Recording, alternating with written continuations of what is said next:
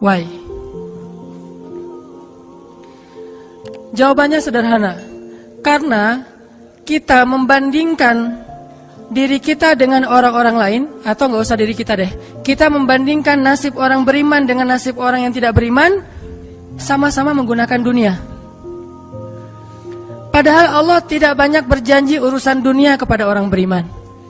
Kalau mau ngebandingin, bandingkanlah orang beriman itu dengan akhirat dan orang yang tidak beriman dengan dunia. Dia dapat apa di dunia, kita dapat apa di akhirat, itu baru imbang perbandingannya. Kalau kita ngebandingin dia dapat apa di dunia, saya dapat apa di dunia, itu perbandingan yang gak matematis menurut Islam, gak logis menurut iman. Baru logis kalau kita ngebandingin, dia orang misalnya riba, terus dia bisa beli aset sekian, saya nggak riba, dapat apa nanti di akhirat, itu baru logis tuh menurut iman. Cuman kalau kita hitung-hitungan, dia kok mengawali usahanya dengan cara riba, saya dengan cara yang lebih syar'i, kok dia dapat sekian aset saya enggak, ini secara hitung-hitungannya aja pertanyaannya udah salah sehingga tidak ada jawaban. Jadi kalau pertanyaannya udah salah, tidak ada jawaban. Makanya yang harus diperjelas dulu pertanyaannya, baru nanti ketemu jawabannya. Saya mau sharing sebuah kisah nih tentang dua orang laki-laki Bani Israel. Satu ahli surga, satu ahli neraka. Yang satu mukmin, yang satu kafir. Yang kedua laki-laki ini juga sempat dikisahkan oleh Allah di dalam surat Al-Kahfi. Nanti teman-teman yang rajin baca Al-Kahfi pada hari Jumat bisa cek tuh. Salah satu kisah di surat Al-Kahfi itu kisah dua laki-laki Bani Israel, yang satu kaya, yang satu miskin, yang satu kafir, yang satu mukmin. Ceritanya dua orang laki-laki Bani Israel ini sama-sama Allah karuniai rezeki sebanyak 4.000 dinar.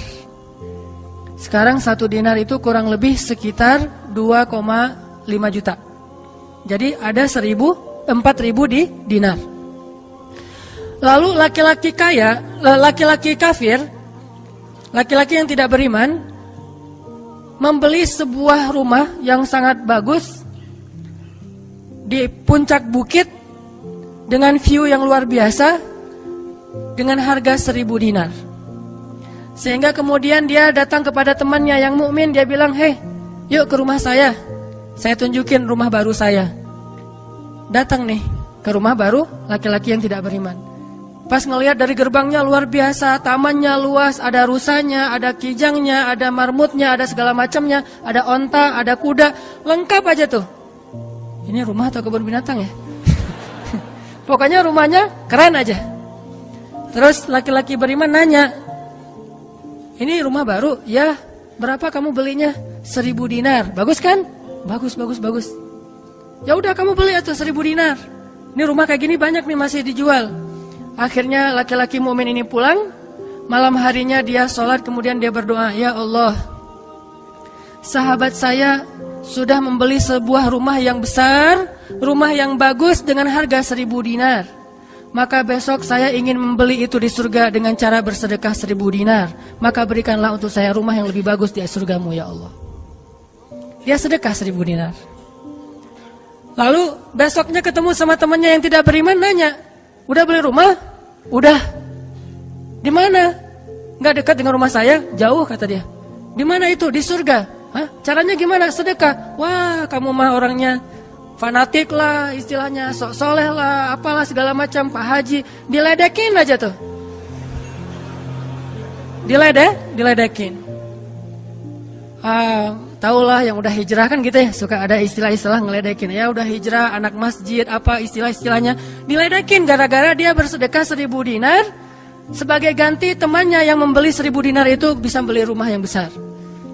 Diledekin terus. Setelah berlalu sekian lama, kemudian laki-laki yang pertama ini yang tadi tidak beriman nikah. Istrinya tuh cantiknya luar biasa, usianya ABG, cantik. Setelah selesai dia lamar, nikah, pas hari pernikahan ngundang temannya yang beriman. Datang ya ke acara pernikahan saya. Acaranya tuh weddingnya itu ada IO-nya, IO terkenal, paling terkenal di situ. IO Bani Israel. Paling. Jadi wedding bukan IO ya, wedding organizer-nya Bani Israel. Kan orang Bani Israel mah orang Yahudi ini kalau bikin acara tuh luar biasa ya. Kayak mereka bikin Tomorrowland segala macam kan. Jadi bikinlah wedding organizer ini bikin acara wedding yang luar biasa, menghabiskan berapa? Kalau sekarang mungkin di TV-TV itu suka diumumin biaya weddingnya itu berapa miliar kan suka gitu tuh. Nah dia ngumumin. Atau kalau nggak dia umumin pun orang-orang bilang, tahu nggak itu acaranya habis berapa? 1.000 dinar. Habis 1.000 dinar. Dia nanya, ini emang habis 1.000 dinar? Ya maharnya 1.000 dinar. Mahar si cewek cantik. Cewek paling cantik di kota itu aja. Tidak ada lagi cowok kecuali pernah suka sama tuh cewek. Tapi dia dapat gara-gara punya uang 1.000 dinar. Saya pernah guyon sama istri saya. Nanti kalau anak kita nikah, maharnya gak usah mahal-mahal. 2 miliar aja. 1 miliar buat dia, 1 miliar buat bapaknya. Nah 1.000 dinar. Udah gitu dia pulang nih orang beriman. Malamnya dia tahajud. Dia berdoa kepada Allah. Ya Allah, teman saya udah nikah, nah saya mau masih gini aja. Tuh ya, ini pedoman buat teman-teman ya. Kalau ada yang ngasih kartu undangan, tanya maharnya berapa? Maharnya 10 juta. Waduh, saya pas nih 10 juta. Bilang ke Allah, ya Allah, sama kayak dia. Saudara saya, teman saya sudah menikah dengan mahar 1.000 dinar. Dan saya masih punya. Saya ingin melamar bidadari di surga dengan 1.000 dinar. Nikahkanlah saya dengan bidadari paling cantik di surga ya Allah. Ini 1.000 dinarnya, sedekah 1.000 dinar. Temannya punya anak tanya pas lagi reuni SMP gitu ya. Lagi reunian tanya, kok masih sendiri aja? Enggak sendiri, cuma gak dibawa. Itu trik menjawab pertanyaan yang nyelekit tadi. Loh kok kamu sendiri? Nggak ditemenin sama si dia? Lagi nggak enak badan. Nggak dibawa katanya. Loh kok nggak dibawa? Soalnya masih di surga. Udah aja. Oh di surga gimana caranya? Sedekah 1.000 dinar. Wah lo benerannya keterlaluan lo. Habis-habisan dibully. Dibully habis-habisan gara-gara dia nggak melamar cewek dengan 1.000 dinar, malah pakai sedekah untuk melamar bidadari hurul ain. Baca surat Ar-Rahman paragraf terakhir tentang hurul ain. Fihinna qasiratut tarfi lam yatumithunna insun qablahum wala jan. Gak ada manusia yang kayak gitu. Qasiratut tarf, cewek yang matanya besar tapi sayu. Matanya besar tapi sayu. Kalau mata saya kecil, matanya besar tuh. Orang sekarang kan banyak pengen mata besar, sampai diedit dulu di berapa tuh? Aplikasi teh. Nah itu. Di Fotoras lah, apalah diedit supaya matanya disobek dikit bagian ininya jadi besar gitu ya. Dikasih eyeshadow, dikasih segala macam supaya matanya besar. Kenapa? Mata besar itu simbol dari kecantikan. Makanya bidadari itu bahasa Arabnya hurul ain, yang matanya besar. Lam yatumithunna insun qablahum walajan. Belum pernah disentuh. Disentuh doang loh ya, bukan yang lain. Cuma disentuh aja, belum pernah oleh manusia dan jin. Murni, asli, original. Belum pernah dilihat oleh siapapun, benar-benar tersimpan. Kannahunnal yaqut wal marjan. Seolah-olah mereka itu adalah yaqut wal marjan, mutiara yang wangi. Udah mutiara, wangi pula. Yaqut wal marjan. Bukan Yakult yang diminum sehari, itu ya. Yakult beneran. Ditambah lagi nanti di ayat yang lain, fihinna khairatun hisan. Perempuan yang khairat. Khairat itu artinya banyak anak. Subur. Dan di surga itu orang berkeluarga dan beranak pinak. Sehingga seseorang ketika pengen punya anak langsung punya anak, tidak perlu 9 bulan hamil. Dan gak perlu juga sesar. Udah aja lahir. Lahir dengan cara yang Allah ciptakan sangat indah, tidak perlu ada wahnan ala wahnin, tidak ada kepayahan demi kepayahan, lahir anak. Dan anaknya bisa pesen, request. Ya Allah, saya pengen anak laki-laki, tapi modelnya gini. Nah, bisa. Kalau di dunia kan nggak bisa request, terima aja apa adanya ya. Oh gini, ternyata nggak mirip. Cuma di dunia, di akhirat mah bisa request segalanya, sesuatu juga bisa request. Udah aja kayak gitu, hurul ain. Sehingga dia tahu, gimana pun cewek ini cantik, tidak pernah bisa mengalahkan satu hurul ain. Seandainya jemari hurul ain, jari kelingking doang dikeluarin dari surga ke dunia, maka cahaya matahari akan tertutup oleh cahaya jari kelingkingnya hurul ain. Kalau hurul ain sempat keluar dari surga, jatuh ke bumi, kau bidadari jatuh dari langit gitu kan ya. Nah, jatuh tuh ke bumi beneran.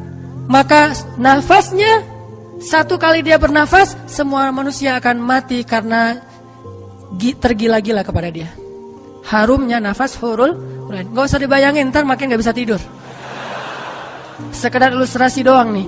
Akhirnya dia lamar tuh hurul ain dengan sedekah 1000 dinar. Udah aja sih kayak gitu. Dan dia merasa, alhamdulillah saya lebih beruntung dari dia. Saya lebih beruntung dari dia. Gitu matematika mukmin. Baru setelah beberapa tahun, teman yang pertama tadi yang tidak beriman beli kebun yang sangat luas. Lalu ngajak lagi teman yang beriman, yuk ke kebun saya. Kamu udah punya kebun? Udah, datang aja. Kamu tahu nggak nih kebun yang saya beli berapa? 2000 dinar. Kebun korma yang sangat luas, yang di dalamnya ada mata airnya sendiri, yang tidak seolah-olah tidak ada batas ketika kita memandangnya. Terus sepanjang mata memandang. Kebun kurma yang rindang, 2000 dinar. Lalu laki-laki ini pulang lagi, ya Allah, izinkan saya membeli kebun-kebun surgamu dengan 2000 dinar. Karena saudara saya itu udah membeli kebun di dunia. Sedekah lagi 2000 dinar. Terus kayak gitu sampai mereka tua. Yang satu meninggal dalam keadaan kaya raya tapi kafir. Yang satu lagi meninggal dalam keadaan miskin tapi beriman. Siapa lebih beruntung? Tergantung matematika yang dipakai. Kalau matematikanya materi duniawi, pasti orang yang pertama yang tidak beriman lebih beruntung. Bisa menikmati dunia habis-habisan sampai hari tuanya. Tapi kalau matematikanya matematika mukmin, Rabbani, maka pasti yang kedua lebih beruntung dari yang pertama. Nanti setelah mereka meninggal, ini ceritanya panjang sekali dan kemudian jadi salah satu tafsir dari Al-Quran surat As-Saffat yang nanti kita baca. Di akhirat, kalau teman-teman tahu, kalau kita baca tafsir itu ternyata ya, di surga itu punya jendela. Kayak rumah punya jendela. Cuman saya nggak tahu seperti apa bentuk jendelanya, karena surga itu kata Nabi, ma la ainun ra'at wa la udhunun sami'at. Yang nggak pernah dilihat oleh mata, yang nggak pernah didengar oleh telinga, yang nggak pernah dibayangkan oleh imajinasi manusia. Yang jelas ada jendela itu di surga. Nah, jendela ini apa? Jendela ini dipakai untuk mengintip ke neraka. Jadi nanti kalau ada kisah-kisah penduduk surga menyelamatkan orang-orang di neraka, itu lewat jendela itu. Kalau ada cerita penduduk surga dan penduduk neraka berdialog, itu lewat jendela itu. Bukan keluar dulu, sama-sama keluar terus ada ruangan khusus dialog gitu, enggak. Atau pakai misalnya Skype gitu ya. Nelpon neraka pakai Skype. Tling, lagi disiksa. Aduh, ada yang nelpon, bentar dulu. Kan enggak ada yang gitu ya. Ini mah pakai jendela, jadi jangan pakai imajinasi teknologi yang sekarang. Nggak ada Skype, nggak ada WhatsApp call, video call gitu. Nggak ada line, yang ada lewat jendela. Begitu dia ngelihat ke jendela, dia langsung Allah berikan dimensi melihat neraka. Langsung Allah kasih ruang untuk bisa melihat neraka. Di neraka itu dia akan bertanya kepada malaikat neraka, ngasih kayak kertas gitu. Tolong cariin yang namanya ini. Cariin. Oh ya, ini masa nggak kenal kayaknya di surga. Emang siapa? Hananataki. Penduduk malaikat neraka mah nggak kenal. Amin. Aminin atuh. Mudah-mudahan semua kita tidak dikenal di neraka. Dikenal di surga insya Allah. Kalau ini mah nggak boleh heureuy. Ini serius nih mah. Udah aja ngasih nama gitu ya ke malaikat penjaga neraka. Kenal nama ini nggak? Oh ntar dulu nanya ke yang lain. Kenal nama ini nggak? Wah ada tuh yang di pojok sana tuh lagi dihabis-habisin sama malaikat. Udah malaikat yang itu bawain sini gitu. Pas dibawain ternyata itu adalah laki-laki tadi yang di dunia saling bersaing dalam memperkaya diri. Satu memperkaya diri di dunia ya, satu lagi memperkaya diri di akhirat. Bro, gimana nasib lo sekarang? Waduh, saya sekarang disiksa segala macam, dia ngaku kesalahannya. Lah kamu gimana? Dulu kamu katanya beli rumah di surga, terus nikah di surga, terus beli kebun di surga, udah dapat. Wah, bukan dapat lagi. Ternyata 1000 dinar itu bukan satu istana loh, bro. 1 dinar itu sekian ribu istana. Sekarang saya 1000 dinar, bayangin aja. Hah, gitu. Makin sakit kan ya? Makin nelangsa, makin stres. Udah di neraka stres pula, stroke lagi, kena kejang-kejang gitu. Enggak di neraka kejang-kejang aja enggak enak, stroke enggak enak, apalagi udah stroke-nya di neraka kan lebih enggak enak tuh. Orang kena penyakit jantung di dunia enggak enak, ini penyakit jantungnya di neraka lebih enggak enak lagi. Ini mah imajinasi saya. Sesuai dengan di Al-Qur'an surat As-Saffat, dialog antara penduduk surga dan penduduk neraka. Inilah teman-teman matematika untuk mengukur siapa lebih beruntung. Sehingga kita tidak perlu bertanya, kenapa? Why? Saya udah hijrah kok makin susah hidup saya. Dunia itu, akhirat enggak. Kalau kita mengukur amal kita hanya dengan dunia, kita bakal sering kecewa karena Allah tidak menilai dunia ini bahkan lebih ringan daripada 11 sayap nyamuk. Seandainya kata Nabi dunia ini di mata Allah ada harganya, pasti Allah enggak mau ngasih dunia kepada orang yang tidak beriman, enggak mau. Berhubung dunia ini tidak ada nilainya, Allah kasihlah kepada orang yang tidak beriman. Sedangkan yang bernilai, Allah simpan untuk orang yang beriman dan sabar. Pakai kacamata Rabbani, cara pandang Allah Subhanahu wa taala. Sehingga ketika kita hijrah, kita minta tolong kepada Allah urusan dunia, tetapi kita yakin kalau kita istiqomah, ikhlas, maka di akhirat wa ma indallahi khair. Itu harus jadi mantra yang kita ulang-ulang tuh. Kalau teman-teman lagi cemburu dengan dunia seseorang, bilang wa ma indallahi khair. Apa yang ada di sisi Allah lebih baik. Udah enggak jadi cemburu tuh. Saya pakai itu sebagai terapi buat diri saya sendiri. Kalau saya lagi ada rasa kayak kepengen apa yang orang punya, ada rasa iri, ada rasa cemburu, ada rasa kayak merasa orang lain lebih beruntung dari kita, saya selalu pakai mantra wa ma indallahi khair, wa ma indallahi khair, wa ma indallahi khair. Sehingga hilanglah rasa cemburu itu. Apa yang ada di sisi Allah lebih baik, apa yang ada di sisi Allah lebih baik, apa yang ada di sisi Allah lebih walal akhiratu khairul laka minal ula wal akhiratu khairu wa abqa. Akhirat lebih baik bagimu dan daripada dunia. Akhirat lebih baik dan lebih kekal. Itu aja yang kita ulang-ulang mantranya. Wa ma indallahi khair. Udah aja senyum. Kita yang istiqomah gini-gini aja, orang lain yang tidak istiqomah yang sudah melenceng jadi gitu. Ya udah, apa yang di sisi Allah lebih baik. Ada yang gara-gara misalnya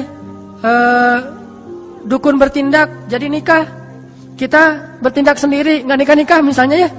Ya udah aja, wa ma indallahi khair. Dan apa yang ada di sisi Allah itu bukan hanya akhirat tetapi juga dunia. Cuman Allah tidak memberikannya dalam waktu yang segera kepada mukmin karena Allah ingin melihat dulu ketabahan, kesabaran dan keistiqomahan kita. Matematika itu coba kita pakai dalam hidup. Kayak saya pernah dulu banget awal-awal saya di Bandung masih senang usaha-usaha gitu sebelum ada dakwah. Kan pertama saya masuk ke Bandung bukan berdakwah. Lama-lama setelah lelah berusaha akhirnya berdakwah. Karena nggak mendapatkan kebahagiaan hanya dengan harta. Kan dulu saya pernah usaha bisnis pulsa yang saya pernah cerita. Ada 60 cabang pulsa saya di Bandung. Terus naik lagi bisnis jual beli mobil bekas. Beli jual. Terus terakhir pernah main properti walaupun nggak sampai punya klaster, sampai punya perumahan. Tapi 1-2 properti beli, jual lagi, perbaiki, jual dan segala macam. Waktu itu saya sempat hampir kegoda sama teman saya yang beli beberapa aset ruko di daerah Antapani. Dulu Antapani nggak seperti sekarang, masih murah-murah tuh rukonya. Dan kan cepat banget tuh perkembangan Antapani ya. Dia beli tuh 1 ruko di Antapani dengan DP, lalu dia cicil. Nah, cicilannya ini dibayar oleh yang kontrak. Kebetulan ruko dia dikontrak oleh warung Padang. Sehingga dia paling nambah-nambah dikit lah, walaupun yang nggak bisa utuh, tapi dia nambah-nambah dikit. Ini udah azan? Udah? Oh, nanti ceritanya next, insya Allah habis sholat isya. Barakallah. Bismillahirrahmanirrahim. Tadi sampai di mana teman-teman? Oh iya, Antapani ya. Sampai Antapani. Nah waktu itu nggak ada basa-basi, langsung aja Bismillahirrahmanirrahim. Teman-teman kita lanjutkan. sampai di Antapani. Jadi teman saya tuh ada yang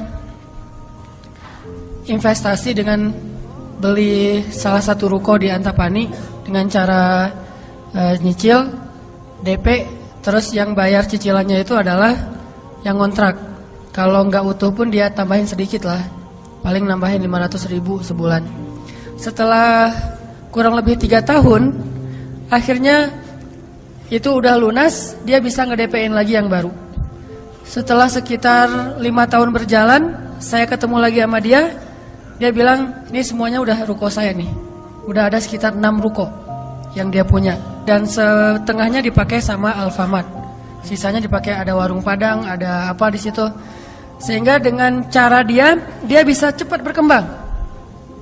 Saya di awal menganggap diri saya tuh agak-agak idealis. Anggapan pertama, waduh saya ini kayaknya terlalu idealis kali ya gitu. Mulai galau kan, mulai tidak istiqomah. Jangan-jangan saya terlalu kaku nih dalam agama. Lagi nyari-nyari dalil mana nih yang membolehkan gitu kan ya. Biasalah apalagi ustadz kan bisa ngotak-ngatik gitu kan. Sampai bisa menemukan dalil boleh, tapi nggak nemu. Akhirnya yang bisa menguatkan hati apa? Wa ma indallahi khair. Apa yang ada di sisi Allah lebih baik. Kalau mau kayak gitu mungkin sekarang saya udah punya juga beberapa ruko.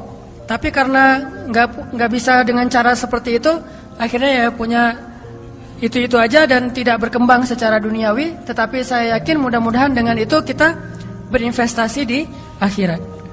Makanya ini matematika harus jadi pola pikir kita, harus jadi mindset, persepsi kita dalam hitung-hitungan amal. Sehingga ketika kita belajar Islam, mulai bertaubat, mulai berhijrah, lalu Allah Subhanahu wa taala seolah-olah lebih memanjakan orang lain yang belum berhijrah, yang belum bertaubat daripada kita dengan dunia. Katakan wa ma indallahi khair. Apa yang ada di sisi Allah lebih baik. Katakan bahwa wal akhiratu khairun wa abqa. Akhirat lebih baik dan lebih kekal. Katakan walal akhiratu khairul laka minal ula. Dan akhirat itu lebih baik bagimu daripada dunia.